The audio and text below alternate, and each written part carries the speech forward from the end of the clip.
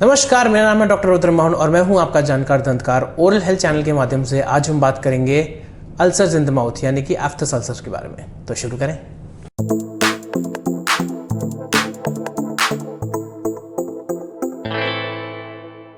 तो आज हम बात करेंगे एफ्थस अल्सर्स के बारे में। एफ्थस अल्सर्स या कैंकर सो जिसको बोलते हैं, वो बेसिकली एक आपके मुंह में अल्सर होता है या हो सकता है टाइनी क्लस्टर ऑफ अल्सर्स हो, जो आपको कभी भी हो सकता है इररिस्पेक्टिव ऑफ योर एज और जेंडर।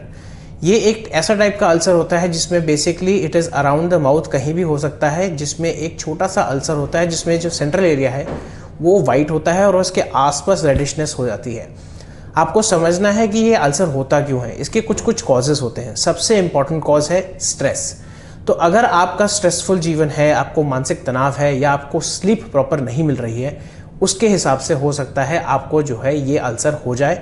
और इसमें जो है सिम्टम्स होते हैं बर्निंग सेंसेशन या पेन, जिसकी वजह से या तो आप खा नहीं पाओगे या आपको जो है कोई भी जो है मसालेदार या सॉल्टी फूड वहाँ लगेगा। एट द सेम टाइम कभी कभार बोलने में भी प्रॉब्लम होती है। दूसरा कॉज इसका होता है कि अगर आपको जो है आपने कोई मेडिसिन ली है, उसका कोई रिएक्शन है जिसकी वजह से, जो जनरल पब्लिक कहती है कि मेडिसिन बहुत गर्म है जिसकी वजह से मुझे छाले हो गए। तो आपको समझना है कि आपको अंडरस्टैंड करना है, it might be just an allergic reaction जिसकी वजह से ये एफ्थस अल्सर हो जाता है। और इसका आपको ध्यान रखना है कि कोई भी मेडिसिन जो आप ले रहे हैं उससे पहले अगर आपने ले रखी है या उसका सेवन किया हुआ है, तो आपको ये ध्यान रखना है कि अगर पहले कुछ ऐसा होता है तो उसको अवॉइड करिए और अपने डॉक्टर या डेंटिस्ट को बोलिए कि कोई दूसरी मेडिसिन दे। यूजुअली ये पेन किलर्स के साथ थोड़ा ज़्यादा होता है या एंटीबायोटिक्स और स्पेशली स्ट्रॉन्ग एंटीबायोटिक्स के साथ थोड़ा ज़्यादा होता है। तीसरा कॉज है इसका, अगर आपको कोई वायरल फीवर हो रखा है। मान लीजिए अगर आपको जो है एक तरीके से जो बच्चों में होता है, बेसिकली इसको हर्पेटिक जिंजिविटिस स्टिमाटाइटिस बोलते हैं। तीसरा कॉज ये है कि अगर आपको कोई वायरल फीवर टाइप हो गया है, मैं कोविड की बात नहीं कर रहा, लेकिन बहुत सारे वायरल फीवर्स ऐसे होते हैं जो आपके मौसम के चेंज के साथ एसोसिएटेड होते हैं और specially at the onset of spring season ये चीज़ होती है, जिसकी वजह से बच्चे इरिटेबल हो जाते हैं। एट द सेम टाइम उनको जो है खाने में प्रॉब्लम होती है, बात करने में प्रॉब्लम होती है और इरिटेशन होती है।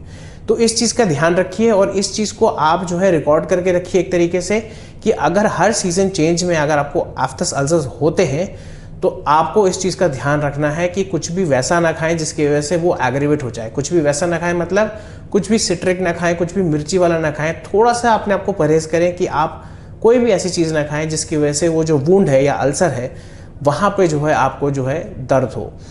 अब इसका हम बताते हैं ट्रीटमेंट क्या है। यूजुअली इसका कोई ट्रीटमेंट नहीं होता है, ये 7 से 10 दिन में अपने आप चले जाते हैं। अगर ये 7 से 10 दिन में अपने आप नहीं जाते और बार बार और स्पेशली एक साइक्लिकल पैटर्न, यानी कि अगर ये कुछ 20-21 दिन या 1 महीने बाद हर महीने होते रहते हैं, तो प्लीज़ अपने डॉक्टर्स या रजिस्टर्ड मेडिकल प्रैक्टिशनर के पास अपने आप को जाके दिखाइए। और हम बात करते हैं सिम्टोमेटिक रिलीफ का। सिम्टोमेटिक रिलीफ एक सिंपल सा फंडा है, आपको कुछ नहीं करना है। एक तो डाइट में थोड़ा अवॉइड करिए। कभी भी हो सकता है ये अल्सर्स वैसे हो कि आपने अगर अपना टूथपेस्ट चेंज किया हो या कोई ऐसा सुपारी वाला पदार्थ खाया हो, फूड कॉन्डिमेंट खाया हो, जिसकी वजह से वहाँ पे अल्सर हो गया हो। वहाँ पे थोड़ी गर्मी भी ज़्यादा रहती है, तो आपको ध्यान रखना है कि गर्म चीज़ें कम खाएं और कोशिश करें जितनी ब्लैंड डाइट, अगर जैसे कि आप जो कर्ड राइस और ये सब खा सकते हैं, तो आपको इस चीज़ का ध्यान रखना है कि कैसे इसको मैनेज करना है। यूजुअली 7 to 10 डेज़ में ये मैनेज हो जाता है। और आपको अगर बहुत ज़्यादा ही दर्द हो रहा है तो एक टॉपिकल जेल आता है ओवर द काउंटर जिससे आप ले सकते हैं। मैं नाम किसी का नहीं लूँगा, आप जाएंगे और आप बताएंगे किसी को। आप गम पेंट भी यूज़ कर सकते हैं, लेकिन इससे आपको टेम्प्रेरी रिलीफ मिलेगा टिल द टाइम ये खुद ब खुद जो है रिजॉल्व हो जाए। इसमें चिंता करने की बात नहीं है। हालांकि मैं अभी भी बोलूँगा, अगर आपको लगता है कि ये आपको बार बार हो रहा है या उसके साथ फीवर ज़्यादा चढ़ रहा है या आपको जो है कुछ ज़्यादा ही जगह हो रहा है और एट द सेम टाइम आपको वीकनेस लग रही है, तो एक बार जो है अपना ब्लड टेस्ट करवा के अपने डॉक्टर को दिखवा लीजिए, इट विल बी बेटर।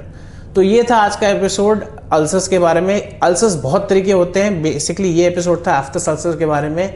और कभी भी ऐसी आपको प्रॉब्लम आए तो आप अपने या तो मेडिकल प्रैक्टिशनर को फ़ोन करके पूछ लीजिए या डेंटिस्ट को फ़ोन करके पूछ लीजिए। वो जनरली आपको यही चीज़ बताएंगे और चिंता करने की बात नहीं है। 7 से 10 दिन में ये अपने आप चला जाएगा। तो आज के लिए इतना ही। नमस्ते।